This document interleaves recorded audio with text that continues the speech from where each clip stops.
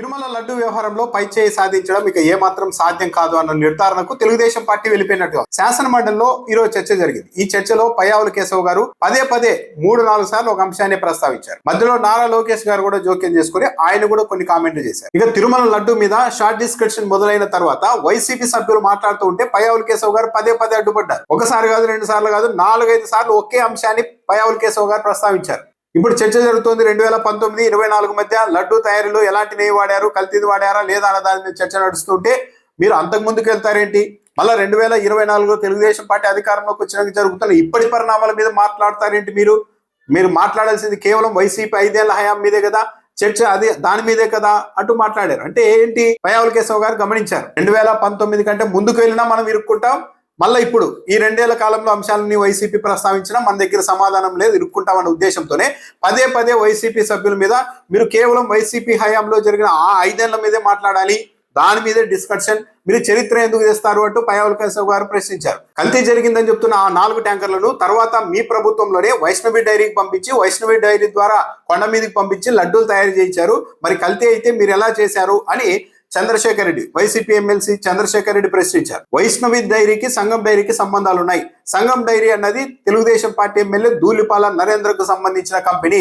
ఈ మొత్తం వ్యవహారం బయటకు రాగానే వైష్ణవి డైరీ తన గేట్ల మీద ఉన్న సంఘం డైరీ గుర్తులన్నింటినీ తెల్లవారేసరికి చెరిపేసింది అని ప్రస్తావించినప్పుడు పయ్యావుల కేశవ్ గారు అభ్యంతరం తెలిపారు. ఇప్పుడే అంశాల మీద ఎందుకు మాట్లాడతారు మీరు అని. అంటే ఇప్పుడు జరుగుతున్న ఘోరాల మీద, అన్యాయాల మీద మాట్లాడకూడదు అనమాట. ఇందాపూర్ పేరును వైసీపీ బయట పెట్టగానే ఎందుకు హెరిటేజ్ వెబ్సైట్ లో మార్పులు చేశారు అని ప్రశ్నించినప్పుడు కూడా పయ్యావుల కేశవ్ అభ్యంతరం తెలిపారు. మీరు ఇప్పుడు గురించి ఎందుకు మాట్లాడుతున్నారని. అంటే ఒక విధంగా తెలుగుదేశం పార్టీ ఏమనుకుంటారు, మొత్తం తిరుమల లడ్డుకు సంబంధించిన వ్యవహారమే కదా, నీకు సంబంధించిన వ్యవహారమే కదా, ఈ 2 ఏళ్లలో జరిగిన అంశాలపైన కూడా మాట్లాడొచ్చు కదా, మాట్లాడకుండా అడ్డుకుంటే పబ్లిక్ ఏమనుకుంటారో అన్న ఇదిని కూడా పయ్యావుల కేశవ్ గారు ఈరోజు వదిలిపెట్టారా అనిపించింది. ఇక అచ్చెన్నాయుడు గారు అయితే తనకు తోచిన విధంగా వాదించేశారు.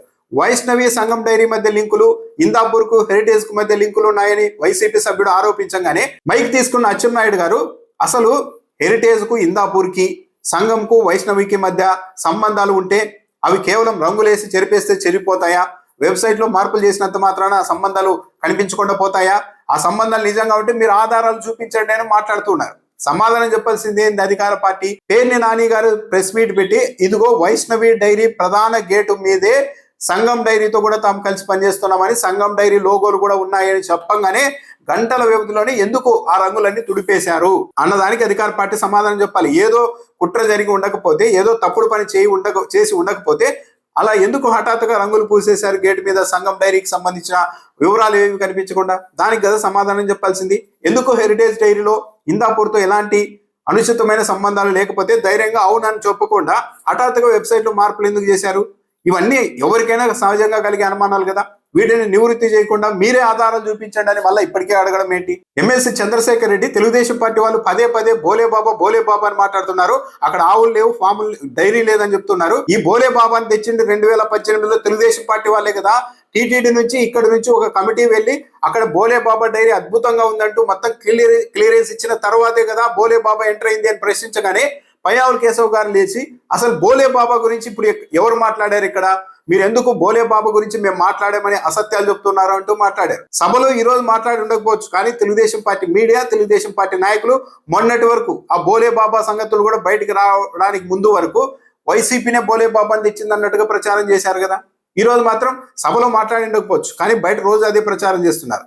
దానికి వైసీపీ సభ్యుడు కౌంటర్ ఇవ్వగానే సభలో బోలే బాబు గురించి తెలుగుదేశం పార్టీ వాళ్ళు ఎవరు మాట్లాడలేదు, మాట్లాడారని చెప్పి మీరు అబద్ధాలు చెప్తున్నారు అని ఎదురుదాడి దిగారు. అంటే ఎంత సున్నితమైన పరిస్థితిని తెలుగుదేశం పార్టీ ఎదుర్కొంటుందో దీన్ని బట్టి అర్థమవుతుంది. ఇక వైసీపీ ఎమ్మెల్సీ మాధవరావు 2018లో వాసన కోసమే మీరు ప్రత్యేకంగా నెయ్యి కొన్నారు, బంగారానికే బంగారం పూత పూసినట్టుగా చేశారు, అంత స్వచ్ఛమైన నెయ్యి అయితే మళ్ళీ వాసన కోసమే మళ్ళీ ప్రత్యేకంగా నెయ్యిని ఎందుకు మీరు కొన్నారు అని ప్రశ్నించినప్పుడు కూడా ఎలాంటి సమాధానం లేదు. ధూళిపాల నరేంద్రకు సంబంధించిన సంఘం డైరీ కృష్ణా, గుంటూరు, ప్రకాశం జిల్లాలో కేవలం గేదె పాలని మాత్రమే సేకరిస్తుంది.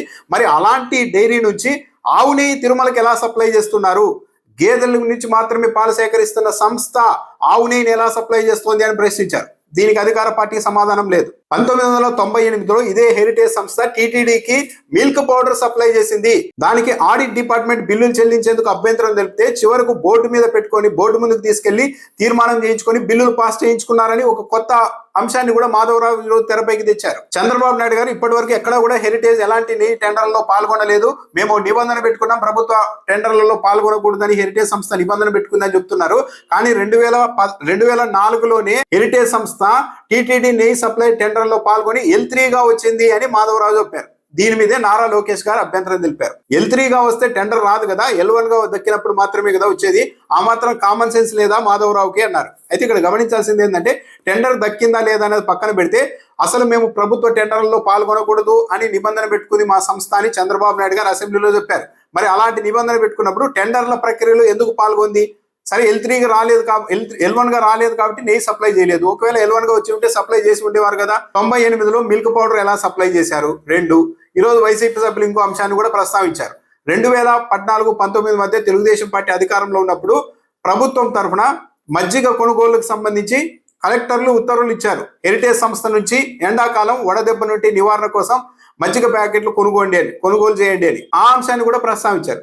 దేనికి కూడా తెలుగుదేశం పార్టీ నుంచి సమాధానం లేదు. నారా లోకేష్ గారు చెప్తున్నారు, ప్రతి ఏటా మేము మా అబ్బాయి పేరు మీద తిరుమలలో అన్నదానం చేస్తూ ఉంటాం, అలాంటి వారి మీద మీరు నిందలేస్తున్నారో ఆ విషయం గుర్తుపెట్టుకోండి అంటూ వైసీపీ సభ్యుల్ని ఉద్దేశించి వ్యాఖ్యానించారు.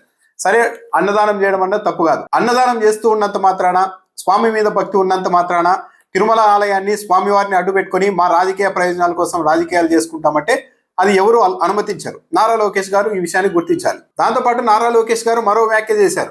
కావాలంటే ఆన్లైన్లో చెక్ చేసుకోండి, నెయ్యి ధరలు ఇటీవల పెరిగాయి, మీలాగా తక్కువ ధరకు కొనుగోలు చేసి కల్తీ నెయ్యిని సప్లై చేయాలా అంటూ మాట్లాడారు. కానీ అసలు విషయం అది కాదు. నారా లోకేష్ గారు ఈ రోజు అనలేదు కానీ కొద్ది రోజుల క్రితం ఏమన్నారు, 1000 రూపాయలకు పైగా చెల్లిస్తేనే స్వచ్ఛమైన నెయ్యి, ఆవు నెయ్యి వస్తుంది అని మాట్లాడారు. కానీ మార్కెట్ లో హెరిటేజ్ 500 రూపాయలు చిల్లర, ఇప్పుడు ఈ రోజు 716 రూపాయలకి ఏకంగా నందిని డైరీ నుంచి తిరుమల కొనుగోలు చేస్తున్నారు నెయ్యి. ఆ నందిని డైరీ కూడా 600 చిల్లర ఆన్లైన్ లో అమ్ముతోంది. సాధారణంగా ఇలా ఆన్లైన్ లో బయట అమ్మడం దానికంటే డైరెక్ట్ గా తిరుమలకు సప్లై ట్యాంకర్ల ద్వారా సప్లై చేస్తే ఒక్కో కిలో మీద కనీసం 130 రూపాయలు మిగులుతుంది, తక్కువే ఖర్చు అవుతుంది అని డైరీలో ఎవరైనా చెప్తారు, డైరీలకు సంబంధించిన వ్యక్తులు. అలాంటప్పుడు ఇదే నందిని డైరీ 600 రూపాయల చిల్లర ఆన్లైన్ లో అమ్ముతూ ఉన్నప్పుడు మరి దాంట్లో కనీసం 130 రూపాయలు తగ్గించుకొని 450 రూపాయలకు 500కు ఇవ్వాలి. కానీ ఏకంగా 716 రూపాయలకి ఎలా తిరుమలకు సప్లై చేస్తోంది, ఎలా టీటీడీ అనుమతి ఇచ్చింది అన్నది ఇప్పుడు ప్రధాన ప్రశ్న. మార్కెట్ లో కంటే అధిక ధరకు టీటీడీకి సప్లై చేస్తున్నారు. మరి అంటే మార్కెట్ లో ఉన్నదంతా కల్తీనయ్యా? మార్కెట్ లో దానికంటే 130 రూపాయలు ఒక్కో కిలో మీద తగ్గాలి తిరుమలకు సప్లై చేసినప్పుడు. కానీ తగ్గకపోగా పెరిగింది అంటే ఒక్కో కిలో మీద కనీసం ఓ 200 నుండి 250 రూపాయలు ఎవరో మధ్యలో తినేస్తూ ఉన్నారు. ఈ విషయాన్ని డైరీ రంగంలోని ఏ నిపుణుడిని అడిగినా చెప్తారు. టీటీడీకి సప్లై చేస్తే నెయ్యి ధర తగ్గాలి, కనీసం తక్కువలో తక్కువ 100 రూపాయలు తగ్గాలి. కానీ 100 రూపాయలకి అధికంగా సప్లై చేస్తూ ఉన్నారంటేనే ఇక్కడే దోపిడీ అర్థమైపోతుంది.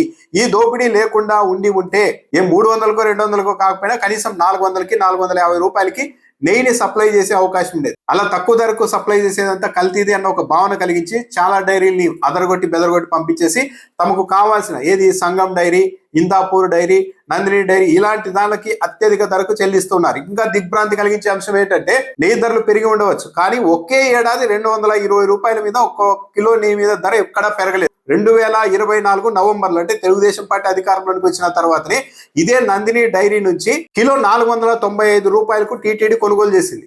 కానీ 2025 అక్టోబర్ అంటే ఏడాది తిరగక ముందే 2025 అక్టోబర్ నాటికి అదే నందిని డైరీ ఏకంగా 716 రూపాయలు కిలోకి తీసుకుంటోంది తిరుమల నుంచి. అంటే ఏడాదిలోనే దాదాపు 221 రూపాయలు జంప్ అయింది ఒక్కో కిలో మీద. ఇక్కడే చాలా క్లియర్ గా అర్థమైపోతుంది ఏం జరుగుతుంది అన్నది. ప్రతి చోట పయ్యావుల కేశవ్ గారు లేకుంటే అచ్చెన్నాయుడు గారు లేయడం, ఆ విషయాన్ని ఇప్పుడు ఎందుకు తెస్తున్నారు, గత విషయాలన్నీ ఇప్పుడు ఎందుకు, చరిత్ర ఎందుకు, ఈ రోజు జరుగుతున్న వ్యవహారాల గురించి మీరు ఎలా మాట్లాడతారు, చర్చ జరుగుతోంది 2019-24 మధ్య కదా అంటూ ఎదురుదాడి చేశారు. అంటే తెలుగుదేశం పార్టీ హయాంలో జరిగిన వ్యవహారాల మీద చర్చ జరిగితే సమాధానం కూడా తెలుగుదేశం పార్టీ దగ్గర లేదు అన్నది ఈరోజు పయ్యావుల కేశవ్ గారు, అచ్చెన్నాయుడు గారు చేసిన ఎదురుదాడి బట్టి అర్థమవుతోంది.